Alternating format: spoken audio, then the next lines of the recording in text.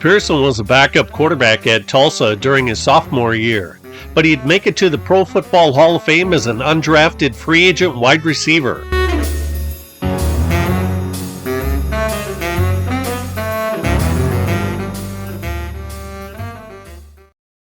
Think of the odds of being an undrafted free agent simply making a team's roster, then being a starter, then having enough accolades to make the Hall of Fame. Only 22 free agents have made the Hall of Fame, and this video features 9 of them that played their careers in the 1960s and/or the 1970s. They all share one common denominator. They all played for a Hall of Fame head coach. Let's get after it. Pearson started 143 regular season games for the Cowboys, but it was his superb play in 22 postseason games during crunch time that led to his nickname Clutch.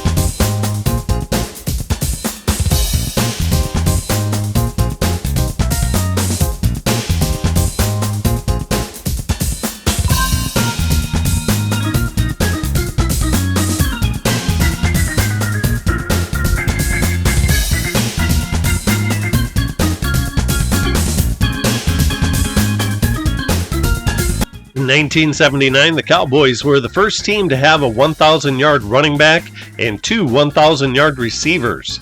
Tony Dorsett, Tony Hill, and Drew Pearson turned the trick. Emmett Thomas attended Bishop College in Dallas and was signed by the Chiefs as a free agent in 1966. He was nicknamed Goldie since he had a gold crown on one of his front teeth. Twice he led his league in interceptions, and in 1974 he was voted 4th place in the Defensive Player of the Year award.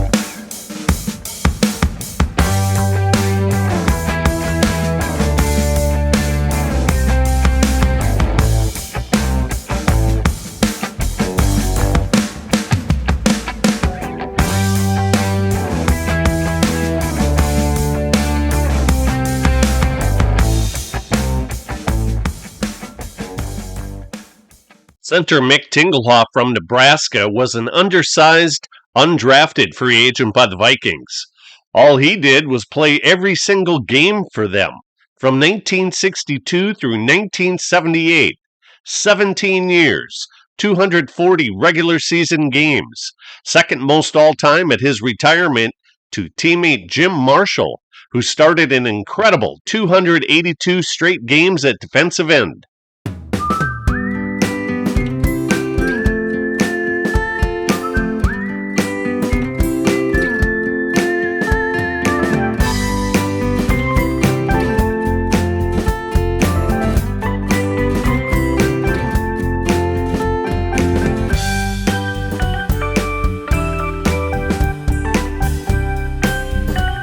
Mick was a great teammate who stood up for his quarterback Fran Tarkenton in this tilt versus number 27 Ron Bolton and number 34 Prentice McCray. Tarkenton presented Tingelhoff at Mick's induction into the Pro Football Hall of Fame.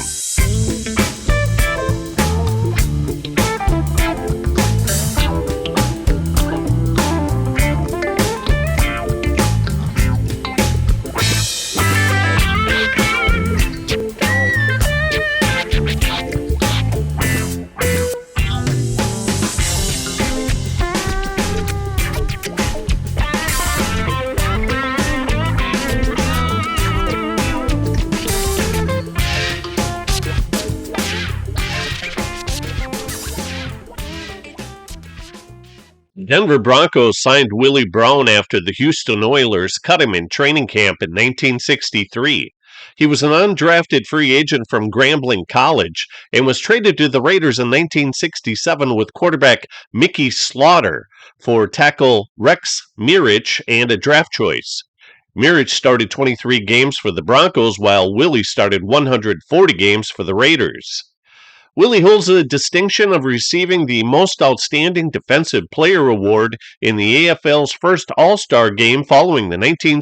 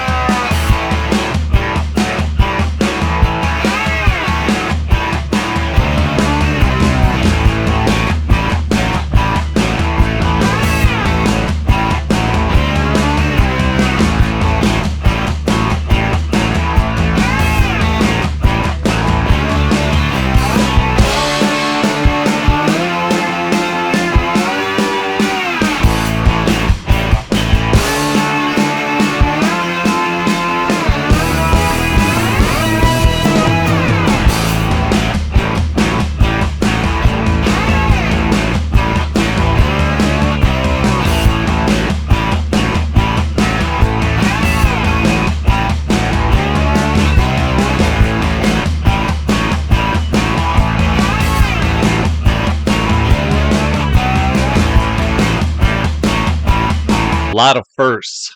He was the first black quarterback in the history of the Pacific Coast Conference while at USC, the first black professional head coach while at the World Football League's Philadelphia Bell, and the first black coach in the Canadian Football League while with the Toronto Argonauts. Wood wrote a letter to Packers head coach Vince Lombardi that requested a tryout. He was signed, played in all 12 games of the 1960 season, then started 12 games the following year.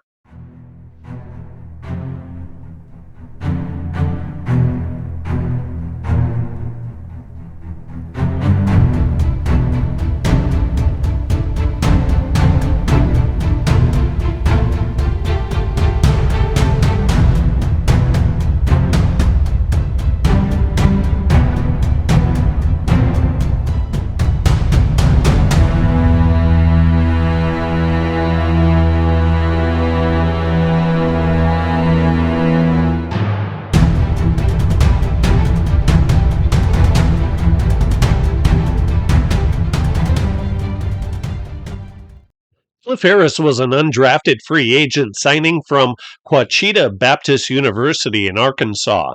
He was no dummy, as he graduated with a double major in math and physics and retired at only age 31 to work in his oil business ventures, even though he had made 6 consecutive Pro Bowl appearances. In his rookie year of 1970, he missed 3 games due to obligatory military service for the National Guard.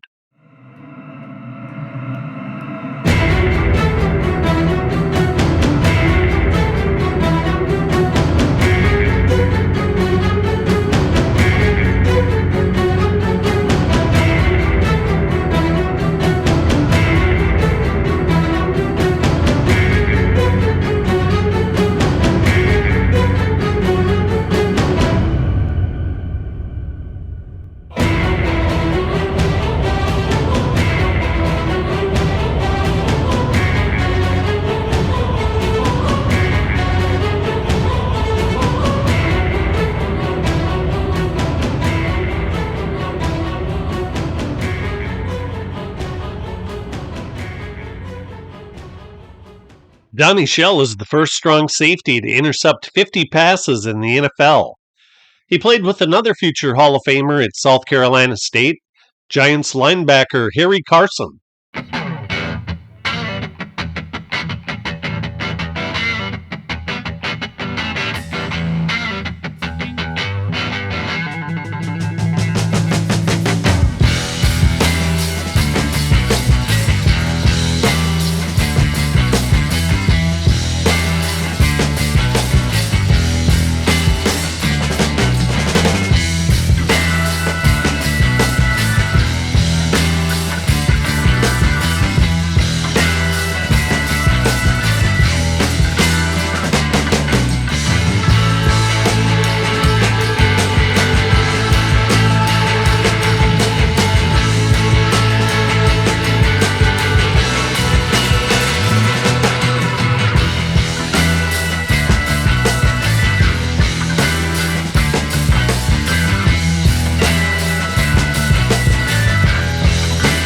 Free agent signing for $750 by the Chargers. He attended Bethune-Cookman College in Daytona Beach, Florida, and his nickname was Chicken Man because he liked to eat chicken. Jim Morrison of the Doors crooned, "I eat more chicken than any man ever seen," in the song Backdoor Man. On July 2nd, 1969, he was traded to the Dolphins for defensive back Mac Lamb in one of the greatest trades of all time. Center Jim Langer attended South Dakota State University and was second-team All-American as a baseball outfielder during his junior year. Signed by the Browns in 1970, he was later sold by them to the Dolphins that same year.